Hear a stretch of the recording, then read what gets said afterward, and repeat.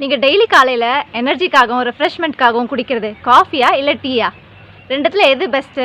உங்கள் சாய்ஸ் உங்கள் ஹெல்த்தை இம்ப்ரூவ் பண்ணுதா இல்லை அன்னோயிங்லி அஃபெக்ட் பண்ணிக்கிட்டு இருக்கா? வாங்க பார்க்கலாம்.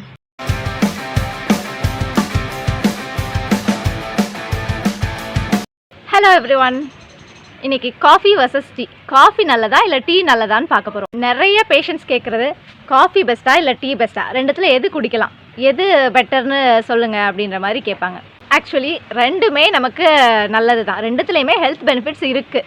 அது எப்போன்னு பார்த்தீங்கன்னா நம்ம அதை காஃபியாவோ இல்லை டீயாவோ குடிக்கும்போது தான். காஃபி டீ ரெண்டுத்துலேயுமே ஹெல்த் பெனிஃபிட்ஸ் இருக்குது, ஆனால் கண்டிஷன்ஸ் அப்ளை. காஃபி டீ ரெண்டுத்துலேயுமே நிறைய ஆன்டி ஆக்சிடென்ட்ஸ் இருக்குது. அதே மாதிரி கெஃபைனும் இருக்குது. கெஃபைன் காஃபிலையும் இருக்குது, டீலையும் இருக்குது. டீயை விட காஃபியில் கெஃபைன் கொஞ்சம் ஜாஸ்தியாக இருக்குது. ஒரு நாளைக்கு ஒரு ஆள் 2லேருந்து 3 காஃபியோ 3லேருந்து 4 டீயோ குடிக்கிற வரைக்கும் சேஃப். அதுக்கு மேலே நம்ம அதிகமாக எடுத்துக்கும் போது தான் அதோட பிரச்சனைகள் ஸ்டார்ட் ஆகுது. முதல்ல காஃபி அண்ட் டீயில் இருக்கக்கூடிய பெனிஃபிட்ஸ் பற்றி நம்ம தெரிஞ்சுக்கலாம். இதில் என்ன நல்ல விஷயம் இருக்குதுன்னு பார்த்தீங்கன்னா, காஃபி டீ ரெண்டுமே ஒரு நர்வஸ் ஸ்டிமுலண்ட், நம்ம நரம்புகளை தூண்டுது, ஒரு எனர்ஜெட்டிக்காக நம்மளை ஃபீல் பண்ண வைக்குது.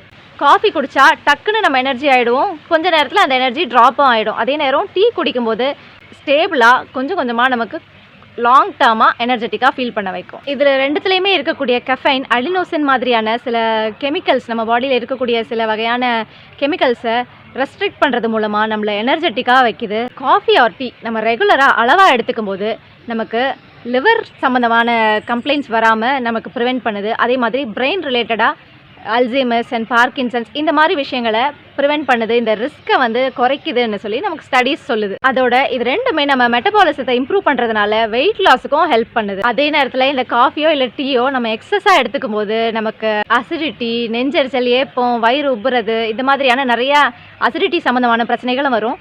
அதே மாதிரி காலையில் நம்ம காஃபி அதிகமாக நிறைய எடுத்துக்கும் போது கார்டிசோல் ஸ்பைக் ஆகிறதுனால நமக்கு பால்பிட்டேஷன்ஸ் வரலாம். அதே மாதிரி லேட் நைட் தூங்க போகிற நேரத்தில் காஃபியோ டீயோ குடிக்கிறதுனால தூக்கம் டிஸ்டர்ப் ஆகலாம். அளவுக்கு அதிகமாக போகும்போது ஹார்மோனல் இம்பேலன்சஸ் ஏற்படலாம். குறிப்பாக இந்த பிசிஓடி பிரச்சனைகள் இருக்கிறவங்க காஃபியோ டீயோ ரொம்ப அதிகமாக எடுத்துக்க வேண்டாம். அதே மாதிரி ப்ரெக்னென்ட் லேடிஸ் ஒரு நாளைக்கு 1 இல்லை 2 அதுக்கு மேலே காஃபியோ டீயோ குடிக்கிறத அவாய்ட் பண்ணுறது நல்லதாக இருக்கும். சாப்பிட்ட உடனே காஃபியோ டீயோ, குறிப்பாக டீ எடுத்துக்கும் போது அயன் அப்சார்ப்ஷனை ரெஸ்ட்ரிக்ட் பண்ணுது.